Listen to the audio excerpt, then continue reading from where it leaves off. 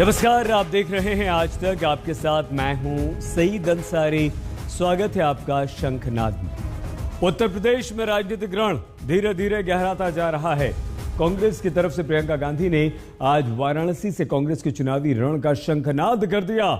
लेकिन इस वक्त की सबसे बड़ी खबर हम आपको बता दें। उत्तर प्रदेश बीजेपी के अध्यक्ष स्वतंत्र देव सिंह ने कहा है कि नेतागिरी का अर्थ ये बिल्कुल नहीं है कि आप किसी को फॉर्च्यूनर से कुचलने आए हैं। स्वतंत्र देव सिंह का यह बयान लखीमपुर कांड से जोड़ा जा रहा है। ऐसा माना जा रहा है कि यह बयान केंद्रीय गृह राज्य मंत्री अजय मिश्र के बेटे आशीष मिश्र की मुश्किलें बढ़ाने वाला है, क्योंकि आशीष मिश्र सलाखों के पीछे है, गिरफ्तार हो चुका है, उसकी मुश्किलें बढ़ती जा रही हैं। और अगर यूपी बीजेपी के अध्यक्ष खुद ये कहते हैं कि यह गलत है, तो आशीष की मुश्किलें और बढ़ रही हैं।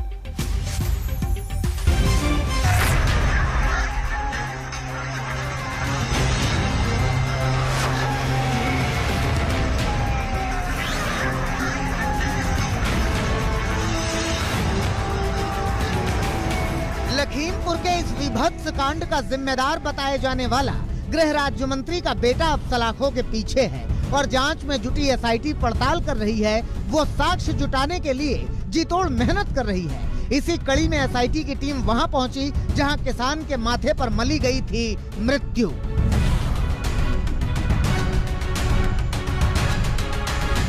इधर एसआईटी जांच में जुटी है, उधर मंत्री के बेटे की अकड़ थमने का नाम नहीं ले रही। गिरफ्तारी के बाद भी आशीष मिश्रा खुद को तुर्रम खान ही समझता रहा।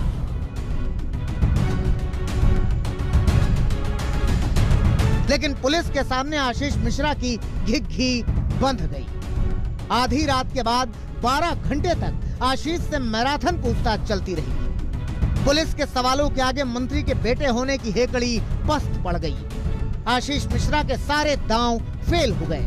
न 13 वीडियो वाले सबूत काम आए और न ही 10 लोगों का शपथ पत्र काम आया। पुलिस के एक के बाद एक सवाल पर आशीष पस्त पड़ गए। आशीष मिश्रा ये भी साबित नहीं कर पाए कि वो लखीमपुर कांड के वक्त मौका वारदात पर मौजूद थे या नहीं। पुलिस की टीम के 5 सवाल पर आशीष मिश्रा बुरी तरह से फंस गए। ये सवाल थे कि 3 अक्टूबर को 2:36 से 3:30 के बीच वो कहां थे? घटना स्थल पर उनके ना होने के सबूत क्या हैं? उस वक्त अगर वो दंगल में मौजूद थे तो वहां होने के सबूत क्या हैं? थार गाड़ी कौन चला रहा था और गाड़ी में कौन कौन था? और अंतिम सवाल ये कि आप अगर वहां नहीं थे तो फिर वीडियो को गलत कैसे बता रहे हैं? लंबी इंट्रोगेशन के बाद हम लोगों ने पाया कि वो नॉन कोऑपरेशन कर रहे हैं, सहयोग नहीं कर रहे हैं, विवेचना में कई सारी बातें नहीं बताना चाह रहे हैं। तो नॉन कोऑपरेशन इन सब कस्टडी में ले रहे हैं, अरेस्ट कर रहे हैं। He will be produced before court और हम इसका सस्टेन्ड कस्टोडियल इंट्रोगेशन आगे करेंगे। आशीष अपने वकील अवधेश सिंह को साथ लेकर पुलिस के सामने गए थे। कई सवालों पर जब वो फंसे तो उनके वकील जवाब देने के लिए आगे आए, लेकिन जांच टीम ने उन्हें भी चुप करा दिया। 12 घंटे लगातार पूछताछ की है और 12 घंटे में लगातार कोऑपरेट किया मोनू आशीष ने। कितने सवाल के अनगिनत हैं, मुझे लग रहा है 100-150 सवाल पूछे होंगे। और एक सवाल पूछते थे, उसका बाकायदा वेरिफिकेशन कर रहे थे, साथ ही साथ में उसको तस्दीक कर रहे थे। उसके बाद में कहा मोबाइल दे दीजिए, उन्होंने कहा ठीक मोबाइल दे दिया। मोबाइल की CDR निकाली, उसमें भी कुछ नहीं निकला। पूरी तरीके से कोऑपरेट किया। सत्य बात यह है कि अब तक उसके खिलाफ किसी प्रकार का कोई साक्ष्य नहीं है। वो जुटाने के लिए इनको 3 दिन और चाहिए। प्रोसिक्यूशन ने पेपर पेश किए कि मुझे कुछ और पूछताछ करनी है, इसलिए आशीष मिश्रा मोनू को 3 दिन के लिए पुलिस कस्टडी रिमांड दिया जाए। उसमें मेरा विरोध था कि हमको बिना सुने कस्टडी रिमांड नहीं दिया जा सकता, क्योंकि कस्टडी रिमांड का मतलब होता है दुरुपयोग। इसलिए पहले हमको सुना जाए, फिर वास्तव में अगर दिया जा सकता है दे दीजिए, नहीं तो न्याय हित में दिया नहीं जाना चाहिए। इसलिए उन्होंने सुनवाई के लिए मंडे की डेट फिक्स कर दी है 11 तारीख। सुप्रीम कोर्ट की फटकार और दूसरे नोटिस के बाद शनिवार तय वक्त से 20 मिनट पहले आशीष मिश्रा लखीमपुर के क्राइम ब्रांच दफ्तर में पहुंचे। ठीक 12 घंटे बाद यानी रात 10:20 पर मंत्री पुत्र के सारे दावे धरे के धरे रह गए। एसआईटी ने गिरफ्तार किया। 12:40 पर मजिस्ट्रेट के सामने पेश किया गया और वहां से जेल भेज दिया गया। तमाम अधिकारियों ने सिलसिलेवार आशीष से पूछताछ की और उस पूछताछ के बाद आशीष को गिरफ्तार कर लिया गया। आरोप लगाया गया कि आशीष जांच में सहयोग नहीं कर रहे हैं और इसके बाद उनको यहीं पर करीब 10:30 बजे उनकी गिरफ्तारी हुई और 2 घंटे का वक्त और लगा। जब यहाँ पर मेडिकल हुआ, मेडिकल के बाद रिमांड मजिस्ट्रेट को वहाँ लखीमपुर जेल में बुला करके अब इनको यहाँ से करीब 14 घंटे के बाद 12:30 बज चुका है और 14 घंटे के बाद अब आशीष मिश्रा लखीमपुर जेल भेज दिए गए हैं। मंत्री के बेटे होने के नाते वो किसी तरह की पैंतरेबाजी न करें, इसलिए डीआईजी उपेंद्र अग्रवाल की मौजूदगी में 164 के तहत मजिस्ट्रेट के सामने ही आशीष मिश्रा का बयान दर्ज किया गया। आशीष मिश्रा अब जेल में हैं। उम्मीद कीजिए कि लखीमपुर कांड का सारा सच जल्द सामने आएगा। लखीमपुर से संतोष शर्मा, आशुतोष मिश्रा और अभिषेक मिश्रा के साथ आज तक ब्यूरो। लखीमपुर कांड उत्तर प्रदेश की राजनीति को धतका चुका है। लखीमपुर कांड के बाद बीजेपी बैकफुट पर है। चुनावी समर में अपनी शक्ति का प्रदर्शन कर रहे विपक्ष को मौका मिल गया है। ये योगी आदित्यनाथ के अलावा सभी विपक्षी इसका फायदा उठा रहे हैं और अपनी विचारधारा के अनुसार योगी सरकार को अब बना रहे हैं निशाना।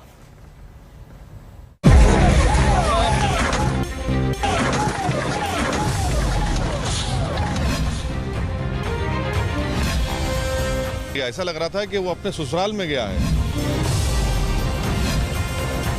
कि सरकार पूरी तरह से उस मंत्री और उस मंत्री के बेटे के बचत में लगी रही।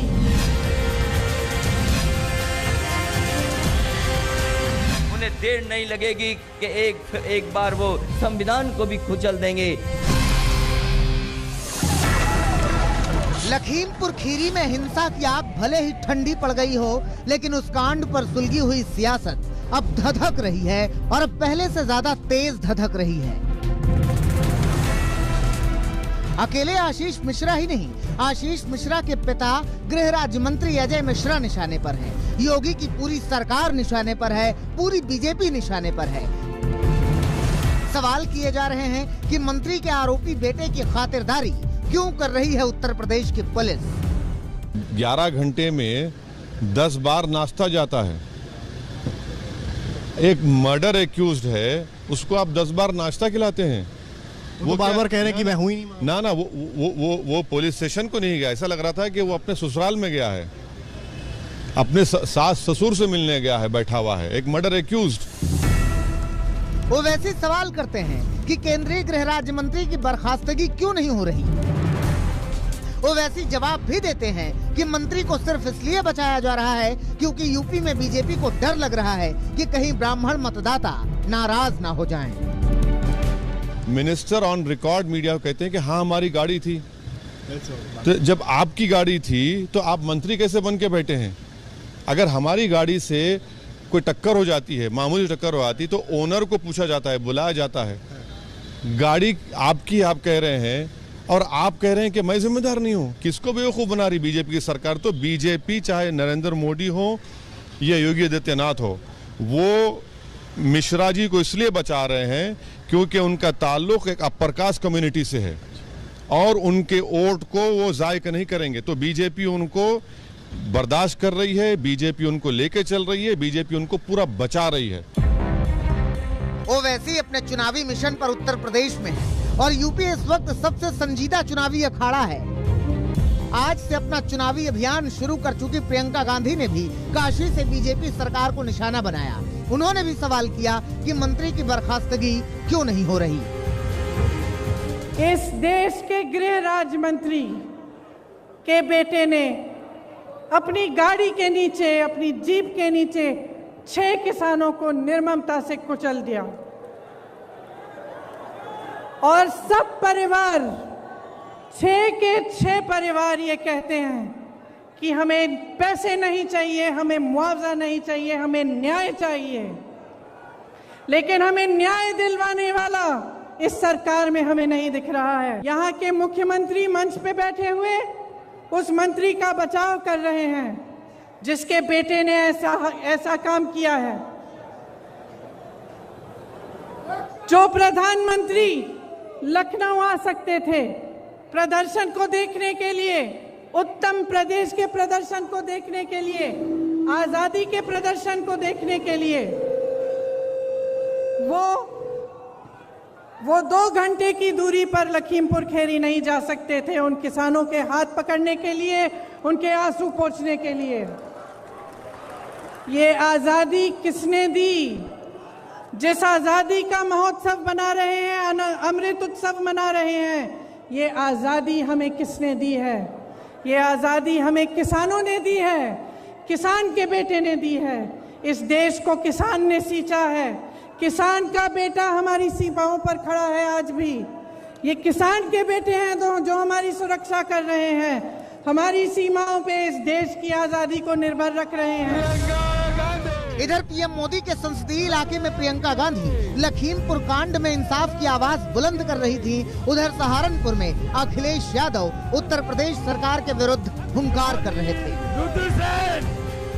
गाड़ी के टायरों से किसानों को कुचला गया, वो किसानों को तो कुचला ही गया है, लेकिन उसके साथ साथ कानून को भी कुचलने की तैयारी थी। जो लोग किसान को कुचल सकते हैं, कानून को कुचल सकते हैं, उन्हें देर नहीं लगेगी कि एक बार वो संविधान को भी कुचल देंगे। अखिलेश आरोप लगा रहे हैं कि यूपी सरकार आरोपियों को बचा रही है। केंद्रीय गृह राज्य मंत्री को बर्खास्त क्यों नहीं किया जा रहा? बताओ, गृह राज्य मंत्री, उनके बेटे पे आरोप और सरकार बचा रही हो, और जांच अगर करने कोई जाएगा तो बताओ कैसे जांच होगी? अगर कोई गृह राज्य मंत्री होगा तो पुलिस का कोई अधिकारी जाएगा तो पहले सैल्यूट मारेगा, सैल्यूट मार करके पूछेगा, और पूछने के बाद फिर सैल्यूट मारेगा, तब जाएगा। तो बताओ कौन सी जांच हो जाएगी? किसान संगठन भी अजय मिश्रा के इस्तीफे पर अड़े हैं। उन्हें लगता है कि जब तक वो कुर्सी पर रहेंगे इंसाफ नहीं होगा। जब तक उनका पिता देश का गृह राज्य मंत्री रहेगा, पुलिस सख्ताई से उससे पूछताछ कर ही नहीं सकती। Government takes 6 days to invite the son of the minister for a cup of coffee. What is happening today is rubbing salt in the wounds of the farmers. For farmers of this country, this is no less than Jallianwala Bagh. अब मंत्री का बेटा गिरफ्तार है और सवालों के घेरे में यूपी सरकार है। चुनावी सूबा है तो जाहिर सी बात है कि लखीमपुर का कांड सियासत की धुरी बना हुआ है और इसमें हर दल अपने हिसाब से अपनी सियासत को चमका रहा है। मगर सवाल जस का तस बना हुआ है कि लखीमपुर कांड का सच सामने कब आएगा और सियासी दबाव में ही सही क्या गृह राज्य मंत्री अजय मिश्रा इस्तीफा देंगे? लखीमपुर से संतोष शर्मा, आशुतोष मिश्रा और अभिषेक मिश्रा के साथ आज तक ब्यूरो। इस वक्त एक बड़ी खबर आ रही है गोरखपुर उत्तर प्रदेश में व्यापारी की हत्या के मामले में मनीष गुप्ता, जिस व्यापारी की हत्या हुई थी, 2 आरोपी पुलिस वालों को गिरफ्तार कर लिया गया है।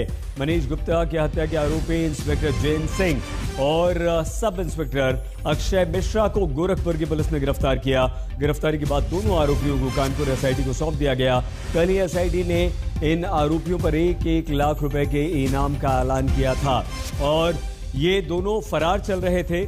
जैसे ही मैं इनका नाम आया, व्यापारी मनीष गुप्ता की मौत हुई और उसके बाद से ये फरार चल रहे थे। कुल 6 पुलिस वाले फरार चल रहे थे। पहले 25-25 हज़ार रुपए का इनाम रखा गया था और उसके बाद अब 1-1 लाख रुपए के इनाम की घोषणा की गई थी, जिनमें से एक इंस्पेक्टर और एक सब इंस्पेक्टर को गिरफ्तार कर लिया गया है और दोनों को एसआईटी को सौंप दिया गया है। चुनावी माहौल के बीच विपक्षी पार्टियों ने उत्तर प्रदेश में परिवर्तन के लिए अपनी शक्ति झोंकनी शुरू कर दी है। आज प्रियंका गांधी ने प्रधानमंत्री नरेंद्र मोदी के संसदीय क्षेत्र वाराणसी के कांग्रेस के चुनावी अभियान की शुरुआत की, तो समाजवादी पार्टी के अध्यक्ष अखिलेश यादव ने उत्तर प्रदेश के सहारनपुर में रैली कर यूपी में सत्ता परिवर्तन के लिए हुंकार भर दी।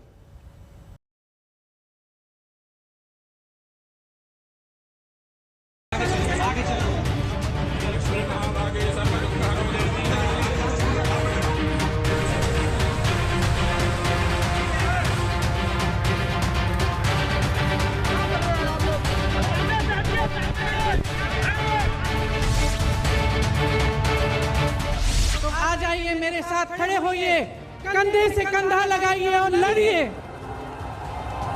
बदलिए सरकार को, परिवर्तन लाइए।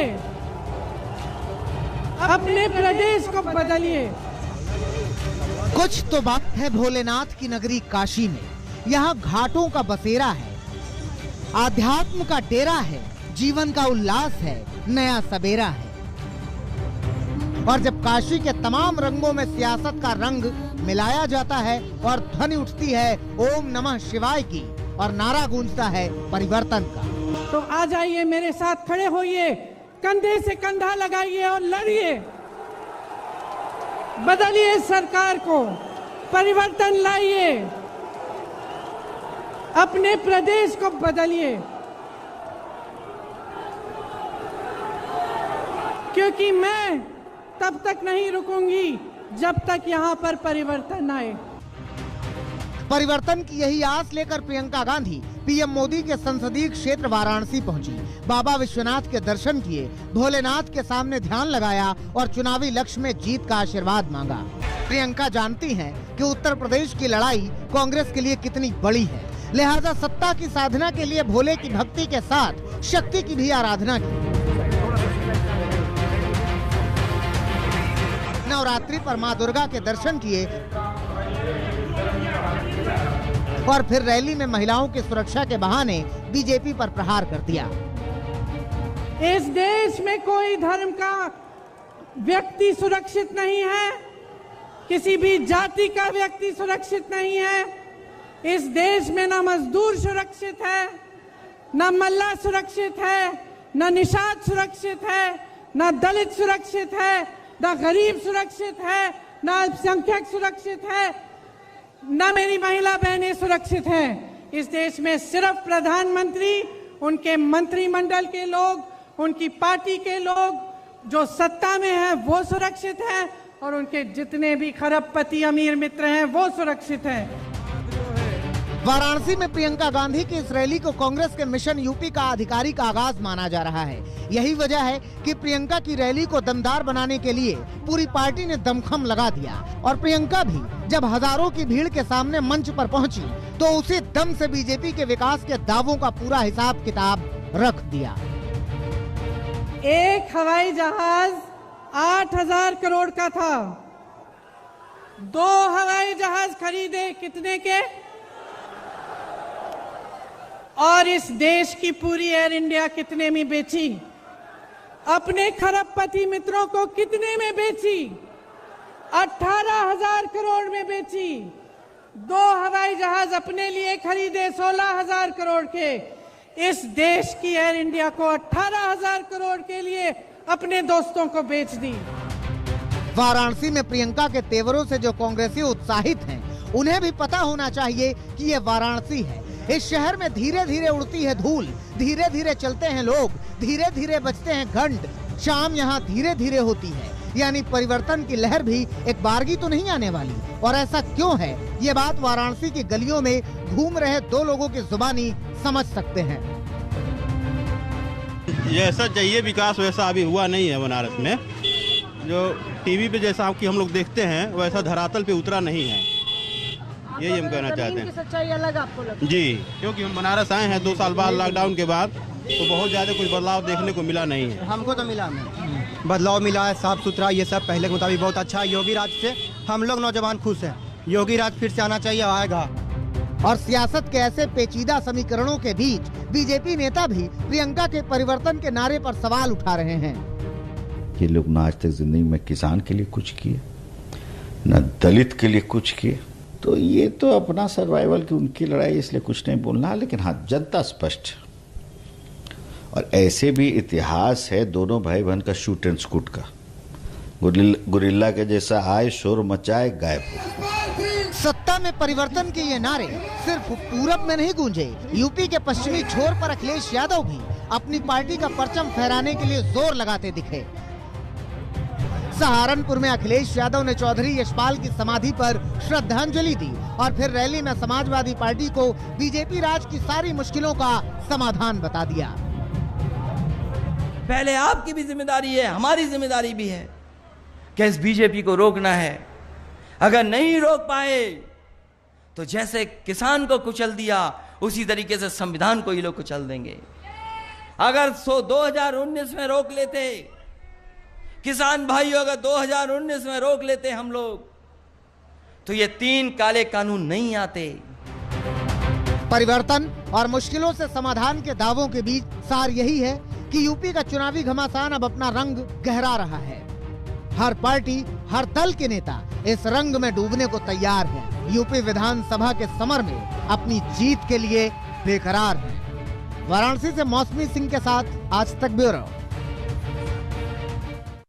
नमस्कार, आप देख रहे हैं आज तक, आपके साथ मैं हूं अंजना ओम कश्यप। सियासत में विरासत की जंग परिवारों को, पार्टी को कहां से कहां पहुंचा सकती है, इसकी मिसाल अगर देखनी हो तो बिहार की राजनीति में रामविलास पासवान की विरासत है। विरासत की एक ऐसी जंग एक बेटे और रामविलास पासवान के भाई के बीच में छिड़ी है कि आज परिस्थिति ऐसी बन गई है जब पार्टी के हिस्से हो गए, जब दोनों को अलग अलग सिंबल मिल गया है और सियासी मैदान में दोनों आमने सामने होंगे। इसी पर बातचीत करने के लिए हमारे साथ जुड़ रहे हैं रामविलास पासवान के बेटे चिराग पासवान।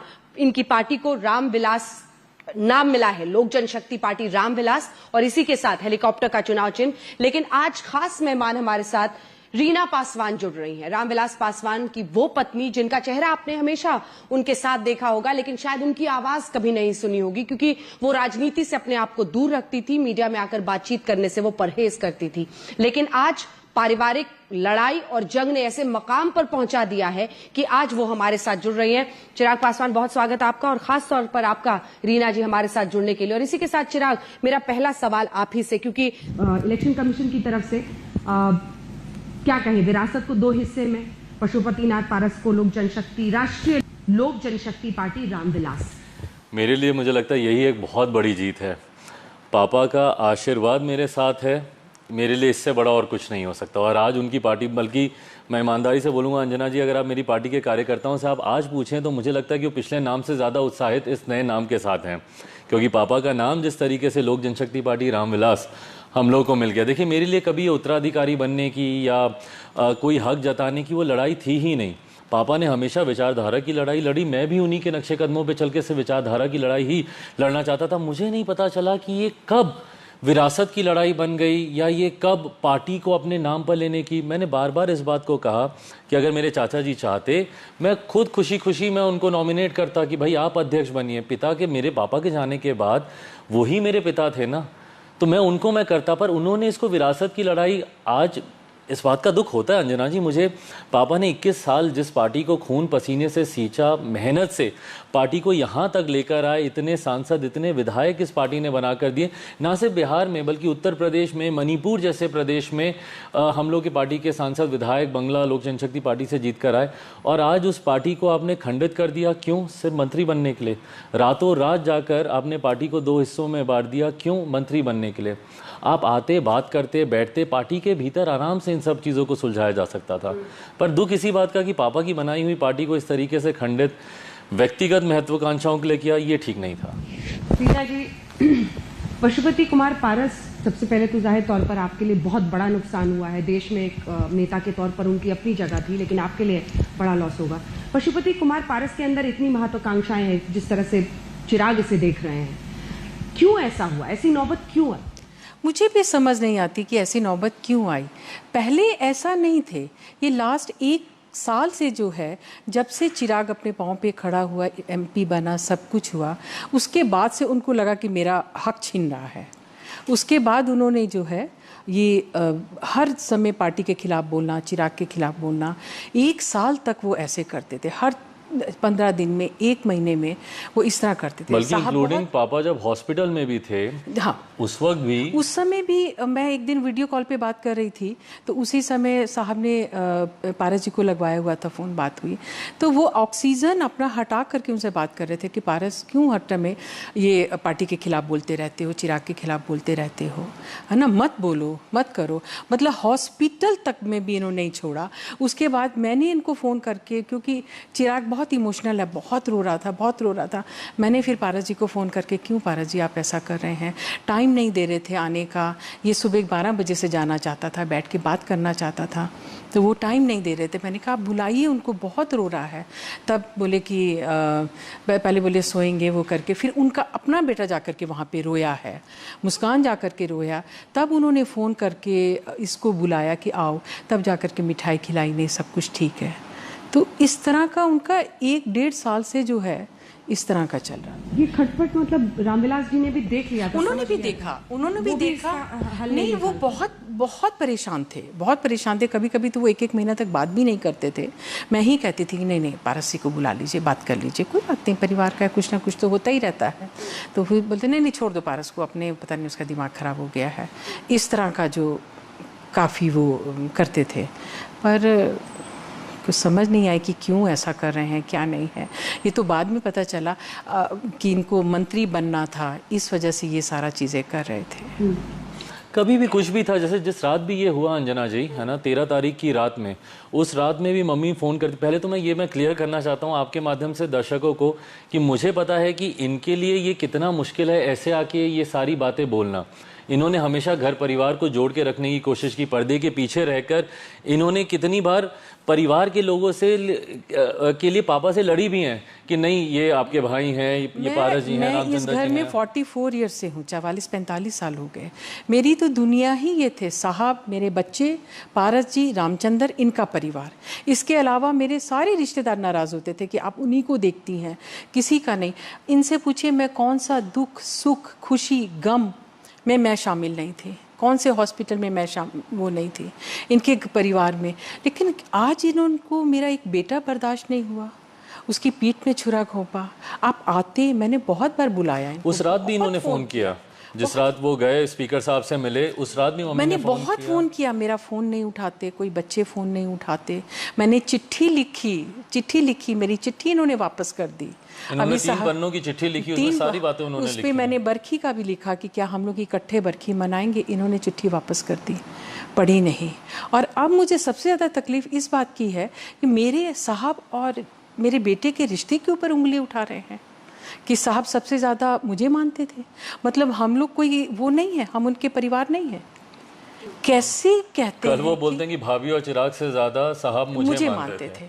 ठीक है, आपको उन्होंने एमएलए बनाया, आज तक वो करते आए थे। उस समय बेटा नहीं था ना, जिस समय आपको एमएलए बनाया उस समय बेटा नहीं था। आपकी सब करता है। इन्होंने भी अपने भाइयों के लिए बहुत कुछ किया। अगर मैं चाहती तो मैं कुछ भी करने नहीं दे सकती थी, पर मैंने इनसे ज़्यादा, अगर ये कहते थे कि 50 करना है तो मुझे लगता था नहीं 100% करना है। हर टाइम में मैंने साथ पिछले 1 साल से, लेकिन आप कह रही हैं जब से चिराग ये तो चलते तो काफ़ी दिनों से थे, लेकिन पिछले 1-1.5 साल से ये बहुत ज़्यादा, वो जब से इनको लगा कि अध्यक्ष पद से, और अध्यक्ष पद आज मैं क्लियर कर दूं क्योंकि मैं साहब कुछ भी छुपाते नहीं थे। एक एक बात जो है हमारे घर में, हर चीज़ जो है इकट्ठे बैठ कर के हम लोग तय करते, डिस्कस करके। साहब कभी बाहर से भी आते थे, सब बात जब तक बोल नहीं लेते थे उनको चैन नहीं आता था। मेरा भी वही नेचर था कि कुछ भी, चाहे परिवार की बात है, बाहर की बात है, कुछ भी है, बच्चों की बात है, जब तक शेयर नहीं करती थी मुझे भी चैन नहीं आता था।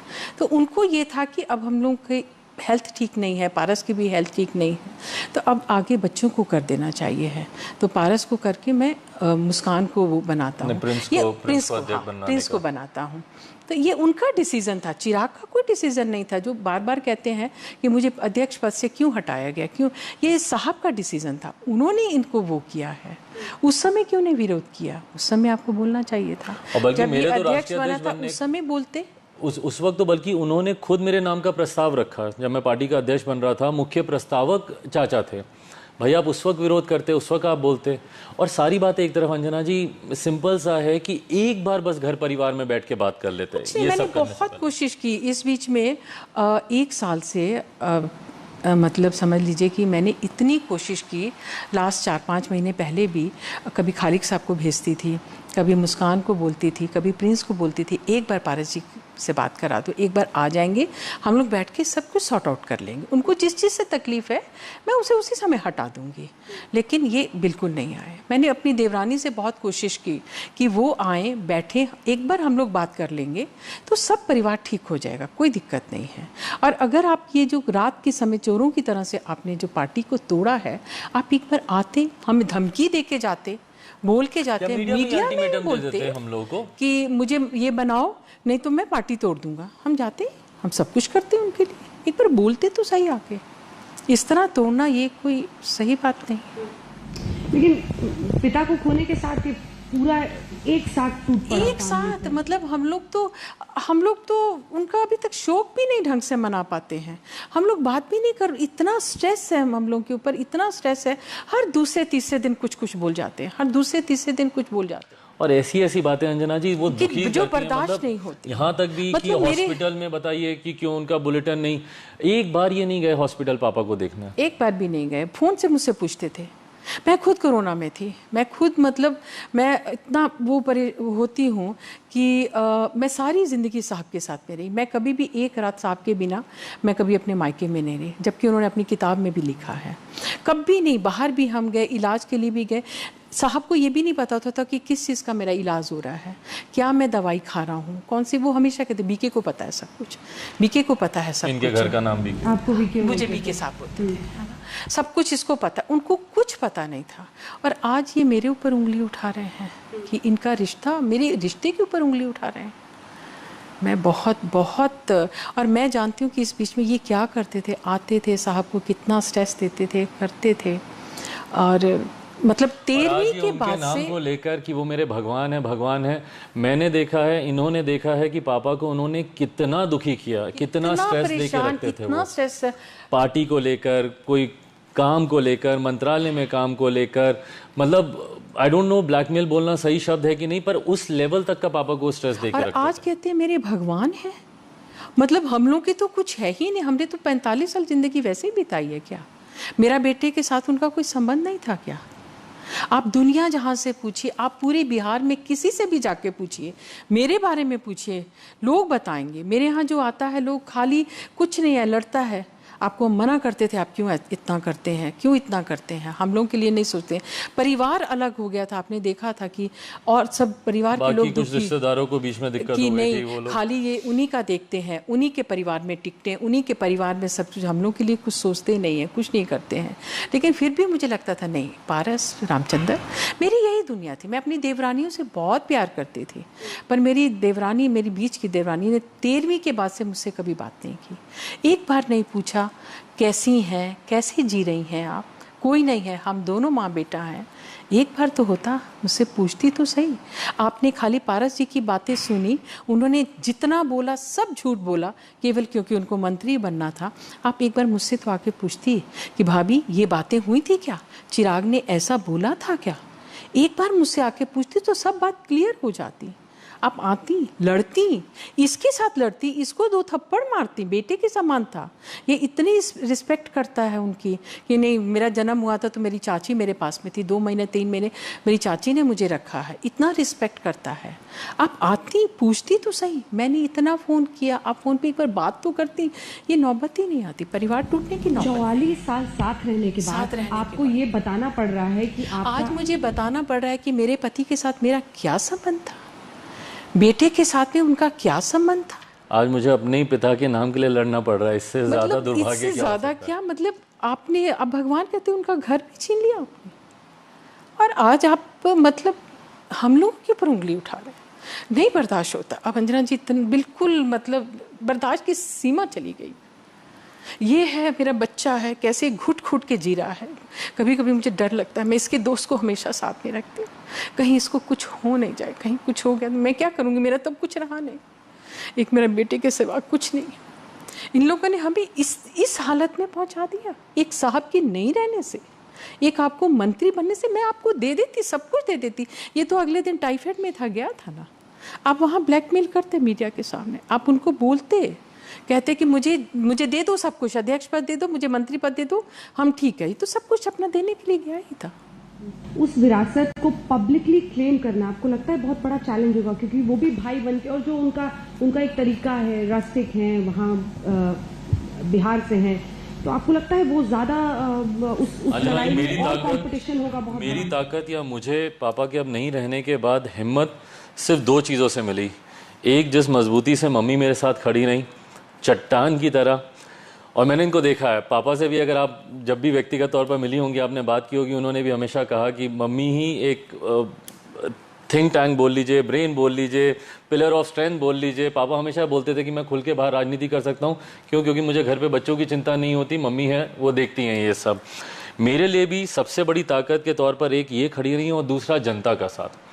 मुझे इस आशीर्वाद यात्रा में, मुझे नहीं पता था अंजना जी डे 1 जब ये सब हुआ था, और उसके बाद जब मैं पापा की जयंती के दिन मैंने इस यात्रा की शुरुआत की थी, मुझे नहीं पता था कि लोग मुझे स्वीकारेंगे, नहीं स्वीकारेंगे, कैसा रिएक्शन देंगे, नहीं देंगे। बट जिस खुले हाथों से जनता ने मुझे स्वीकारा, और ख़ास तौर पर महिलाओं ने, गांव में मैं जब जाता हूँ, वो मुझे यूं मेरा गाल पकड़कर माथे पे चूमती है और उनकी आंखों में आंसू होते हैं। रोती है। मतलब मैं इनको वीडियोस दिखाता हूँ, तस्वीरें वो सारी दिखाता हूँ।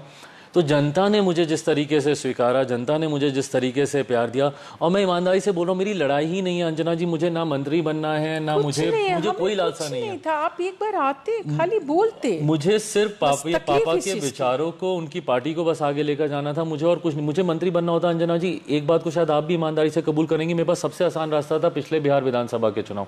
15 सीटें एनडीए गठबंधन मुझे दे रहा था। पापा का निधन चुनाव के ठीक बीच में हुआ था, 8 अक्टूबर को। चुनाव का नामांकन पहले चरण का 12 या 11 अक्टूबर को था।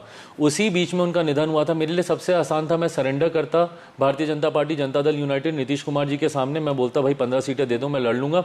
आज मेरे 2 मंत्री बिहार में होते, मैं खुद केंद्र में मंत्री बना होता। मैंने अलग रास्ता चुना ही क्यों? क्योंकि पापा ये चाहते थे। मुझे याद है, मम्मी से पूछे आखिर ये बोलते हैं ना कि अगर साहब जिंदा होते तो कभी ऐसा नहीं होता, अलग नहीं चुनाव लड़ते। साहब के रहते हुए ये सब बातें हुई हैं। मतलब साहब हॉस्पिटल में थे, ये सब जाके घंटों बैठ करके पापा से बात करता था।